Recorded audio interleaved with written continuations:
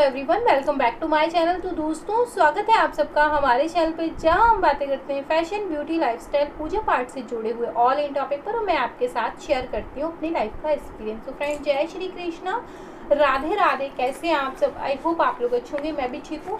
और कमेंट आ रहा था, मैंने बृहस्पतिवार व्रत पूजन की विधि डाली है, उद्यापन की बहुत जल्दी अपलोड करने वाली हूँ। उसी बीच कमेंट आ रहा है, दीदी प्लीज़ कथा भी बता दीजिए, क्योंकि हमारे यहाँ पुस्तक कथा वाली मिल नहीं पा रही है। तो प्लीज़ अगर आप वो बता रहे हैं तो बहुत हेल्प हो जाएगी। तो जी बिल्कुल, हस्बैंड तैयार है और आपको कथा सुनाएंगे। कथा कौन सुना रहा है? मैं सुना रहा। आप सुना रहे हैं। तो कथा जो है वो पतिदेव सुना रहे हैं। तो आप भी सुनिए, मैं भी सुनती हूँ। कथा का अपना ही विशेष महत्व होता है, लाभ होता है।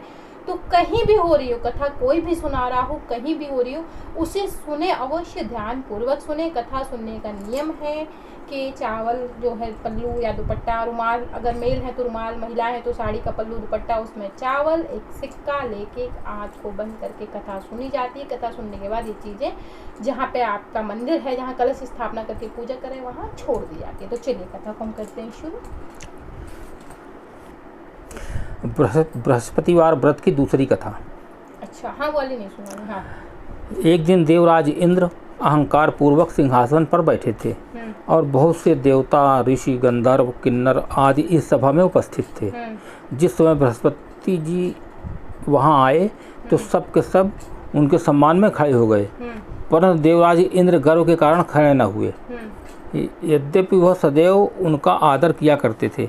बृहस्पति जी इसे अपना अनादर समझकर वहां से उठकर चले गए। तब देवराज इंद्र को अपनी गलती का एहसास हुआ। वे सोचने लगे कि मैंने गुरु जी का अनादर किया है, मुझसे बहुत बड़ी भारी गलती हो गई है।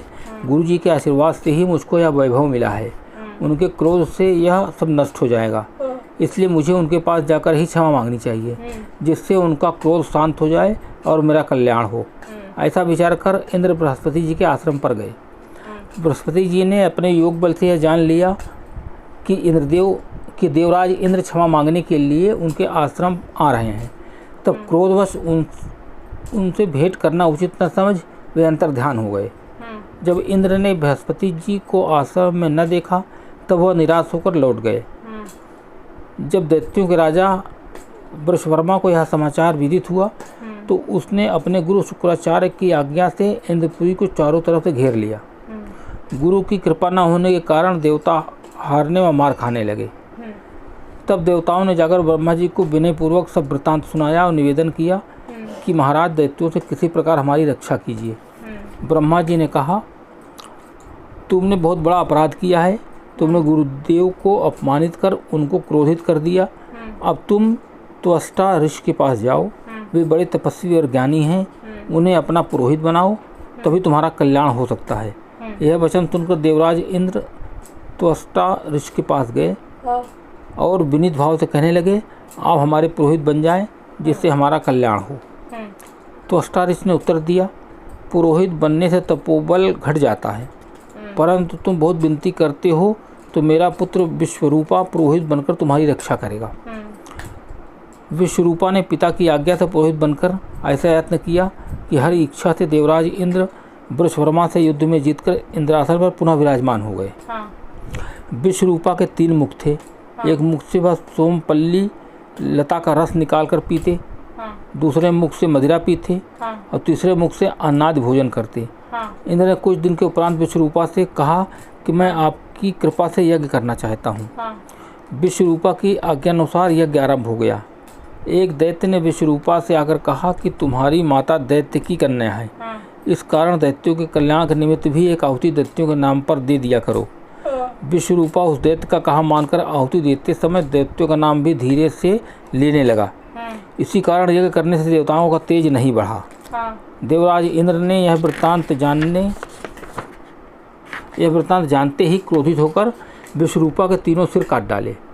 मध्यपात करने वाले से भंवरा, सोमपल्ली पीने वाले से कबूतर तथा अन्न खाने वाले मुंह से तीतर बन गया। विश्वरूपा के मरते ही इंद्र का स्वरूप ब्रह्महत्या के प्रभाव से बदल गया। देवताओं द्वारा 1 वर्ष तक पश्चाताप करने पर भी ब्रह्महत्या का वह पाप न छूटा, तो सब देवताओं की प्रार्थना पर ब्रह्मा जी बृहस्पति भगवान सहित वहाँ आए। उस ब्रह्महत्या के 4 भाग किए, उनमें से एक भाग पृथ्वी को दिया। इस कारण पृथ्वी कहीं ऊंची कहीं नीचे और बीज बोने के लायक भी नहीं होती। साथ ही ब्रह्मा जी ने यह वरदान भी दिया कि पृथ्वी में गड्ढा होगा, परंतु कुछ समय बाद वह स्वयं भर जाएगा। दूसरा भाग वृक्ष को दिया, जिससे उनमें से गोंद बनकर बहता है। इसी कारण गूगल के अतिरिक्त सब गोंद अशुद्ध समझे जाते हैं। वृक्षों को यह वरदान दिया कि ऊपर से सूख जाने पर जड़ फिर से फूट जाएगी। दूसरा भाग स्त्रियों को दिया। इसी कारण स्त्रियां हर महीने रजस्वला होकर पहले दिन चंडालिनी, दूसरे दिन ब्रह्मघातिनी और तीसरे दिन धोबिन के समान रहकर चौथे दिन शुद्ध होती हैं। साथ ही उनको संतान प्राप्ति का वरदान भी दिया। चौथा भाग जल को दिया, जिससे फेन और शिवाल आदि जल के ऊपर आ जाते हैं। जल को यह वरदान मिला कि जिस चीज़ में डाला जाएगा उसके बोझ में वृद्धि हो जाएगी। इस प्रकार इंद्र को ब्रह्महत्या के पाप से मुक्त किया गया। जो मनुष्य इस कथा को पढ़ता या सुनता है, उससे सब पाप बृहस्पति महाराज की कृपा से नष्ट हो जाते हैं। तो फ्रेंड्स, आशा करती हूँ, पहले तो बृहस्पति भगवान की जय। आशा करती हूँ कि आपको इस कथा से दो चीज़ें पता चली होंगी। पहली ये कि पेड़ से लगाए रहें, गोंद क्यों बहती है। दूसरा ये कि महिलाओं को जो मासिक धर्म की जो है समस्या है वो क्यों है, वो इसी कथा से आपको ज़रूर पता कर चलेगी। और ये कथा जो मैं हस्बैंड से सुनवाती हूँ उसका एक विशेष कारण ये है कि जैसे आपको कथा नहीं उपलब्ध हो पा रही है, तो जब आप कथा सुनने बैठें तो आप अपने फ़ोन का जो है वीडियो ऑन कर लें और आराम से बैठें और आराम से कथा सुनें। क्योंकि हस्बैंड बहुत ही स्थिर होकर कथा सुनाते हैं, मैं नहीं सुना पाती हूँ, बहुत जल्दी जल्दी बोल देती हूँ। तो वो इसे मेरी मम्मी पहले कहती तुम लपसी सी चाट जाती हो, तो वही हो जाता है।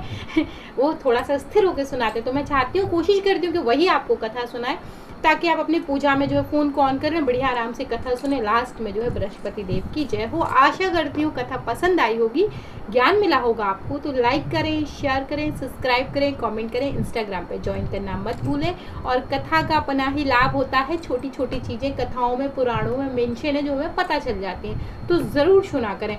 मैं सुनाऊँ, कोई और सुनाए, कहीं हो रही हो, कहीं लिखी हो, कथाएं बहुत ज़रूरी होती हैं, उन्हें ज़रूर पढ़ा करें। तो फ्रेंड्स, मैं मिलती हूँ विद न्यू वीडियो, तब तक के लिए जय Shri Krishna, Radhe Radhe, bye bye friends, bye bye.